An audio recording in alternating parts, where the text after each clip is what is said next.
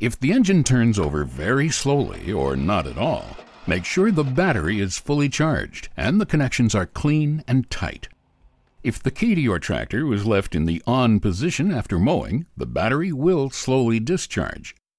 After mowing, remember to always turn your mower to the off position. One of the reasons your tractor might not start is the engine may be flooded. To solve a flooded engine, just wait several minutes. Bring the throttle to the full run position without engaging the choke and try to start the tractor again. If the engine won't start, check the air filter. Grass and dirt builds up in the filter and clogs the airflow, causing the engine to run poorly. Clean the filter with a small soft brush, but replace it as soon as possible.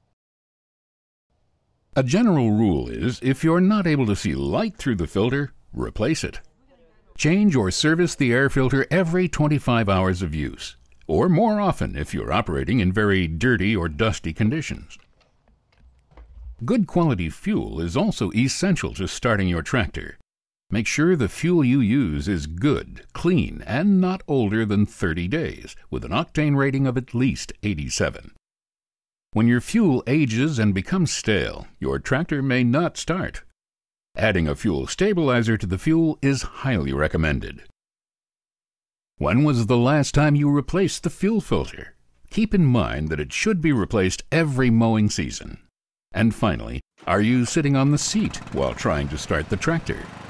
For your safety, the tractor has a safety sensor control which won't allow ignition unless you're sitting on the seat.